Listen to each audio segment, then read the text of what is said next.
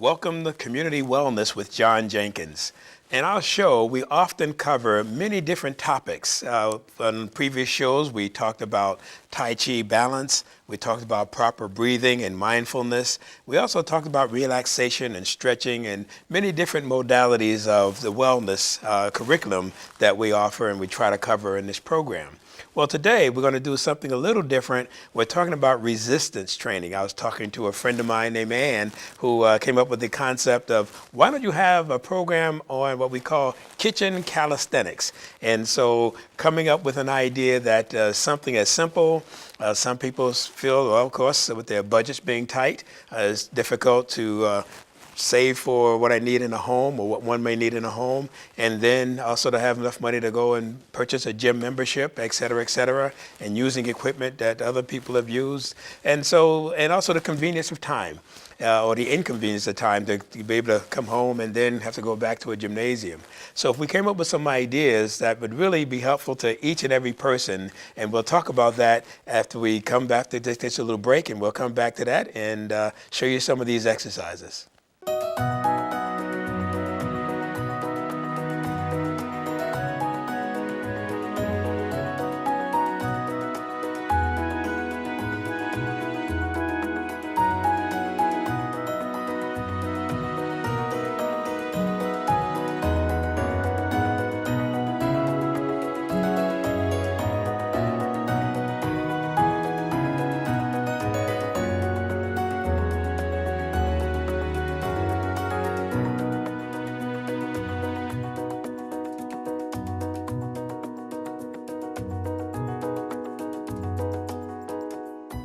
Welcome back to Community Wellness with John Jenkins. And as we mentioned in a prior segment, we're going to talk about resistance training. Why is that important? Well, resistance training actually helps us to build strength in our body and in our muscles, but also it starts changing the condition of the bone structure. And actually, they've done research on racehorses and other living creatures that have weight resistance applied to their bodies. The bone begins to shape. The bone shape begins to change slightly and it strengthens. In other words, we're talking about the tensile strength.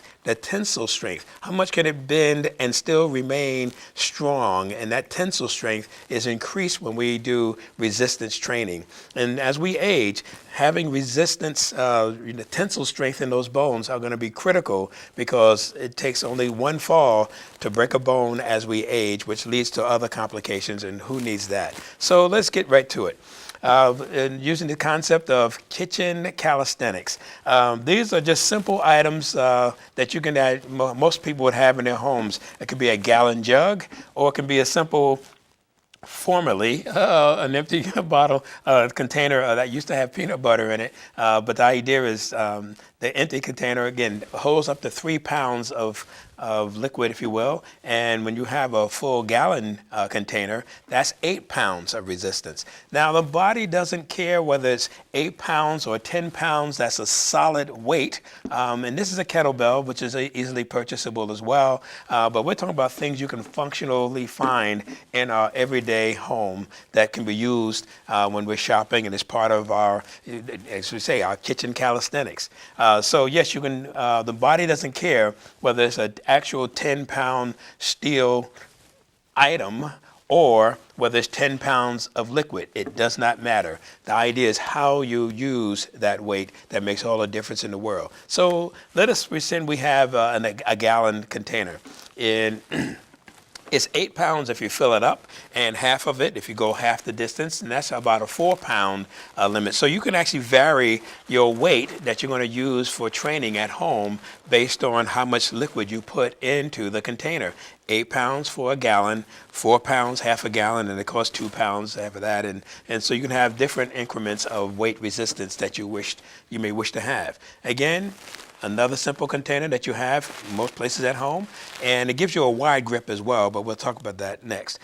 This is a 3-pound limit, and you fill it up, and then half of that is 1.5 pounds. So again, you can have a whole series of different weights or weighted items that you can use for your routine at home. So let's go right into the concept of actually using the weight. And let's say this were, whether it be 8 pounds, 3 pounds, 5 pounds, whatever you choose, doesn't matter, because you got to use the weight that works for your body. And it's not how much you lift, it's how well you lift that weight. People think, well, the more you lift, the better. Well, if you're straining and your body is contorted and trying to lift that weight, that's the worst thing you can do, because you're setting yourself up for an injury, number one, and you're working beyond your functional capacity for your body. That's why you're straining to lift the weight. So what's recommended is, you starting out, find a weight that you can lift, let's say 7, 8 times very easily. And by the time you get to number 9, a little more challenging, number 10, a little more challenging, up to about 12 repetitions. So when you can get to, if you get to 12 repetitions easily, then you need to move it up to the next level of weight, if you will. So you want to use that number 12 as your optimum. And when you're lifting it 12 times, you get to number 12 easily. When you can do that 3 successive times in 3 different workouts, then that's when that muscle is really saturated at that level. And it's just staying warm if you just keep using that same weight. But if you want to increase your strength, after you get to the 3rd workout at that level, and easy to reach 12 repetitions, then it's time to move it up to the next increment, if you will, of weight resistance, so that again the muscle stays challenged to increase its strength and its tensile strength in the muscles and the bones as well. So when you have a container like this 1 gallon container, again, you'll choose whatever the weight is that makes sense for you. And I recommend you tie a rope or a towel, or this is just a handkerchief. You can use it with just a handle, but not every handle is wide enough for the hand. But and also the angle of the weight in relationship to your hand, you see that contortion, because the weight, this thing called gravity, is always being pulled down, and it's creating a lot of torque in your forearm. And if you're not strong enough to handle the weight of the water or liquid that's being pulled over to the side, then again, you're setting yourself up a strain, and you don't want to start straining your elbow. But just by having the arm in a relaxed position, having something that can easily cradle your hand, such as again, in this case, it's just a simple handkerchief that's been tied around the handle, so I can have my hand in the right position and have the resistance resting on the hand. Many people make a mistake of putting all the strength into the grip. No, grip it enough to maintain control of the weight. But when you put all your power into the hand holding the weight, then that's taken away from your workload that the muscle is going to be required to do to lift the weight. So you're actually burning out the muscle prematurely in an extra way than it needs to. So you want to have the hand relaxed but strong enough of a grip to maintain control of the weight as you're moving it through a range of motion. And the other theme is this: you always want to work big to small. I'll repeat that again. Work from big to small. So let's say I'm working on using working this heavy weight, or in this case, it's a gallon container, 8 pounds, if you will. And the bigger muscles, what are the biggest muscles in this line of work? Think about the line of work, and what are the biggest muscles in this line of work? Well, in this case, it would be the biceps, then working down to the forearms and the brachioradialis muscles in the forearm. So the bigger muscles of these 2 groups of muscles are the biceps first. So therefore, here's the idea. So you're going to slowly, again, have the weight supported by the item, if you will, the rope, if you will. And from here, I'm using my arm and let the weight dangle down, so to speak, this natural weight of gravity. And the arm is just extended, okay? No big deal. But now, watch what happens. Think about the position of your arm. Where your arm normally hangs at your side, that's the position the hand's going to start in. With your thumb, your palm facing the side. Usually that's how your hands, rarely do we stand up with our hands with the palms facing forward or the palms facing back. Usually the palms are facing the body itself as the arms are just hanging down to the side. Well, that's the position you're going to start in, that natural position when you start the lift of the weight. But now what happens? Fixate the elbow. People start moving the elbow all over the place, and you're really taking the workload out of alignment. So you want to have the elbow really kind of fixated to the side, so to speak, so it's not moving around, and just working the bicep. So you isolate the elbow to your side of your body, and then start slowly making the contraction. Again, the same angle of hand as it starts. It's as if you're going to shake someone's hand. Hand comes up slowly as if you're shaking someone's hand. And then what I ask people to do is rotate. Now, why do we say that? I wish I had big muscles, but pretend I had big muscles. And I don't know if you can see this, and you can try it at home. Place your fingers across your bicep and have the arm extended out, and and bend slightly at the elbow. Now, start with the thumb facing up. Again, you want to touch the bicep and try to look at it as well while you're doing that. Have the thumb extended up as if you're shaking someone's hand. But notice what happens. The bicep, bi meaning two, there are two heads, if you will, two parts to this muscle. So it's not just one little muscle, it's two muscles that make up the one we call the bicep. But watch what happens. When your arm is coming up straight, the outer muscle is doing that. But when the hand rotates, notice what happens. Watch this little angle. Notice.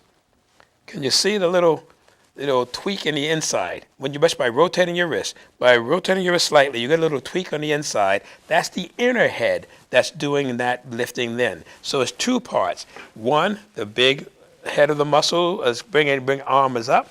But then when you get about midway, begin the rotation of your pinky, and that articulates the inner muscle. Why do we need to work both? Because many people just go straight up and down, straight up and down. I'm saying, no, you got to work those angles of where the muscle is designed and where it attaches to the body. Why? Because when we do a heavy, if you're just doing arms straight up and down, the outer muscle of the bicep gets all the work mostly. The inner one gets some, but it doesn't get as much as it is capable of.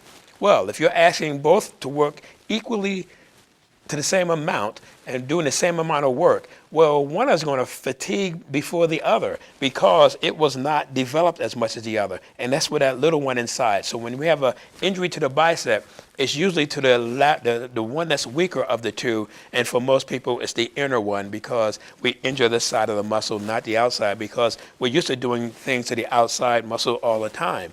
And I'm saying, in this case, as the hand comes up, rotate the wrist. As the hand comes up neutral, 90 degrees, and then rotate. That little rotation articulates and emphasizes the work that inner muscle needs. So, doing it with a resistance is at my side. And you always make sure your back is straight. You don't want to have your torso. You don't want to lift with your shoulders. You don't want your whole body moving. Everything stays neutral. Elbow stays neutral, no moving whatsoever. And from here, you're slowly breathing out as you bring it arm up. And as I said, you bring it up, neutral, and then rotate on the end.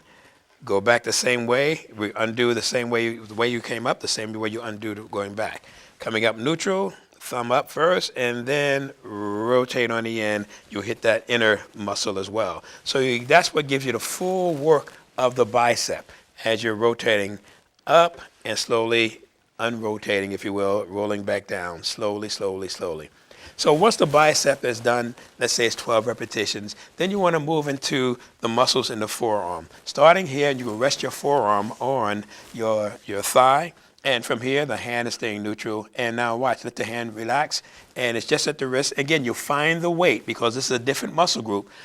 What the workload that these muscles can do is maybe a lot different in terms of they can carry more weight than what the muscles in the forearm, because these are longer, smaller muscles compared to the bigger muscle here in the bicep. Therefore, you may adjust the weight in this or have another container with a smaller weight, if you will, of amount of water. And I'm relaxing at the wrist. Wrist is stationary, and I'm rotating up and then down. And the same idea, not only am I going straight up and down, but I'm going straight up and rotating, turning the pinky up again and down. Up and down. And then what you do on one side, you do on the other as well. Let the wrist relax, and then slowly flexing up and letting the weight go down. Flexing up and slowly, slowly. None of this is done fast. When you're working with a weight, you always move smoothly, purposefully, and also in a very slow manner. You never snap and move things quickly because, again, you set yourself up for an injury if you do that. Again, slowly up and then slowly, slowly down. This is called positive and negative work. I was working with some power lifters one day, and some of them were professional athletes, and for these athletes, numbers were important. So they were saying, well, I can bench this much, and I can bench this much. And so they're trying to get more weight that they could bench. And so that means whoever could bench the most is the winner. And I came along and I said, gee, I think you guys are you're doing it wrong perhaps, or it can make some improvements.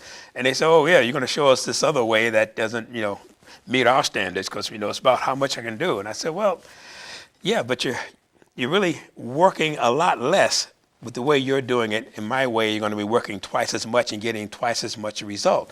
And they said, what do you mean? They said, well, what I showed them was, and I had them lift their weight with a bench press, for example, and they lay flat on the bench. And what they're doing is they give a big burst of energy, pow, big burst of energy, and literally that threw the weight away from them. There's this thing called gravity. It's always working. And guess what? Without them doing any more work, weight came back down. So in fact, the part of that whole process, they worked this much. The burst of energy, boom, that created work. But then they stopped because momentum carried the weight up and then gravity brought it back down. I said, hey, guys, and there's a couple women too. And I said, try it my way. Do the same weight slowly. Oh, we'll try that. And sure enough, they tried and they were out of breath by the time they got the weight up. And then I said, now bring it back slowly. And they can only do one repetition because they had to work the whole time up and they had to work the whole time down. That, if you're going to go through the process, it takes as much time to look up and down. So the point is, get the most out of your practice, your training, by moving slowly and purposefully and with a focused attitude, as opposed to trying to burst of energy, throwing weights around. You set yourself for injury. And we'll talk more about that and doing some other exercises when we come back for our next segment.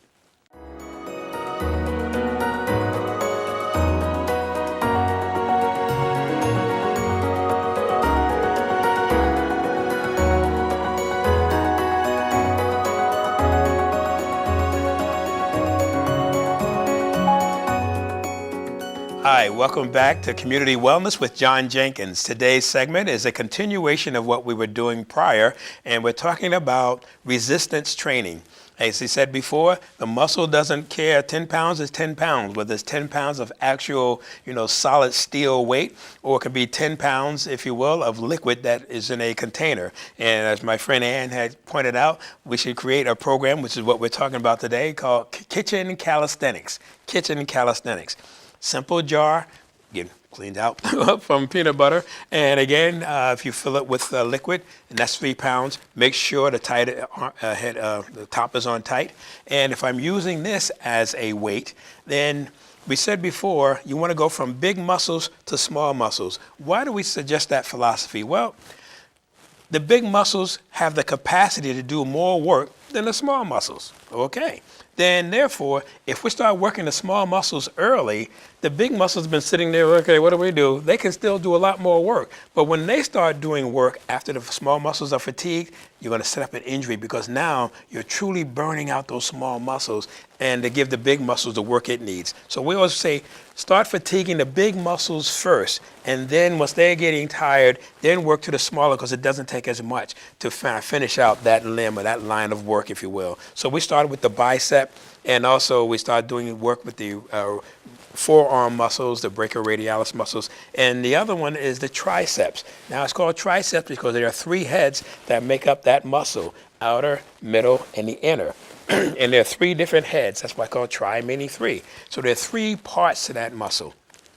It looks like one big sheath, but in fact, one big muscle, but it's not. It's 3 muscles within that one sheath. So what you want to do is, first, whenever you're doing any sort of work with the arms, if you will, you want to isolate the elbow. Elbows, if you start moving the elbows around too much, you're creating a big problem, and you're working muscles that they weren't planning on being worked on, and again, you're setting yourself up for an injury. So you want to isolate the muscle group that you're planning on for that day, and in this case, let's say the tricep. Well, muscles, in terms of actual function, muscles are like rubber bands. Rubber bands always pull things. Rubber bands never push things. Think of that, say that again. Rubber bands have the capacity, once stretched, to pull things, but rubber bands don't have the ability to push things because they collapse against resistance to pressure. Well, muscles are like rubber bands. So look at the limb that's moving, and then you can look backwards and see, well, what muscle group is moving that limb? Well, the bones don't change. they pretty much are pretty fixed. Those are the metal pieces or the structural pieces that give our body its form. So the bones pretty much stay in position. However, it's the muscles that attach over the joint connecting one bone to another. That's the range of motion. So it's always a joint in between what makes muscles do the contraction. So in this case, it's you have the forearm, if you will.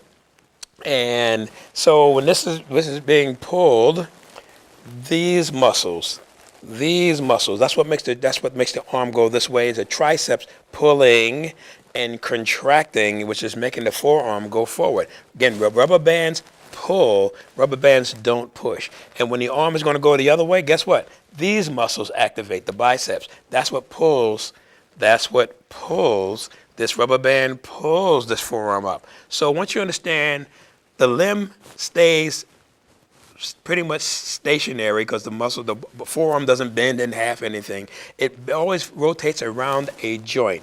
And from between that joint, the muscles are connected. And if the forearm is being pulled up, and look at the direction, and then that tells you right away what muscle group is doing the pulling.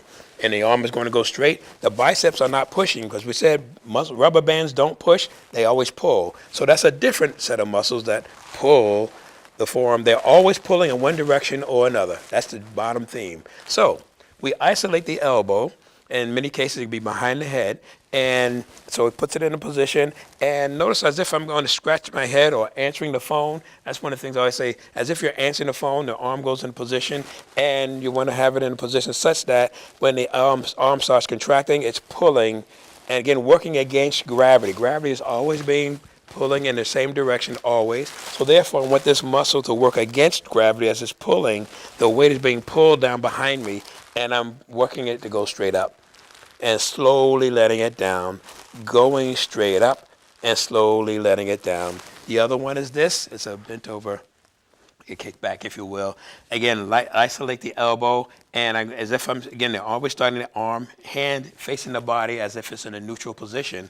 Isolate the elbow, and all I'm doing is simply pushing the arm straight back and in, straight back and in. And when I'm doing that, again, the triceps, no matter whether I'm doing it this way or this way, the same muscle group is doing the work. That's exactly what muscles do. They always pull, they never push.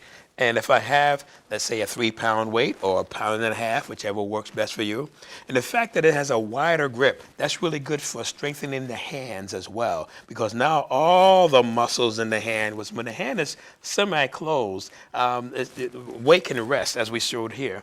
The weight can rest in the palm of your hand without you doing much work. But when you have to use your whole grip on an item, that's good because you want to have strength in your grip. And as we age, or you had an injury and you want to start building up strength in the hand, and start turning in knobs or resistant things that actually causes the hand to squeeze, and the wider the grip, and starting to work whatever the angle is of opening a jar or closing a door or just having a resistance band, if you will. The idea is you want all the muscles in the hand to get some of that work as well. These are small muscles. So these guys have to work to hold this weight, let's say 3 pounds or 1.5 pounds. And the same thing applies. Isolate the elbow, and the arm is going straight back. And if you really want to emphasize, the rotation, to emphasize the inside muscle of the tricep, because there are 3 heads. The first 2 outer bring the arm back. Those 2 guys are working. But when you rotate that thumb up, arm going back, but when you turn the palm of your hand up, then you're going to start getting the inner portion of that tricep. And that's the bigger one of the 3, that inner one. The big one here, and the other 2 smaller ones. The big one, middle, and then the smaller one on the outside here. And that arm, when you're pushing you straight back, elbows back, arm going back, but then turn the palm up. And not that I have a tricep to show you right now, but the idea is, I don't know if you can see it, but the idea is, in the arm is being isolated, elbows being isolated, arm is going back. But then when you turn and articulate, you might get a articulation. You see an articulation in the tricep. I don't know if that's clear or not in your visual cue that you have there. And the idea is you want to work the angle by which the muscle is attached to the bone. always working angles. Rarely the body has a straight line muscle. And if you're working at different angles, you're going to get the maximum work and the maximum result for the same amount of effort. And you're doing it very slowly and you're doing it very carefully. The same thing applies if we're standing up and we're using a weight.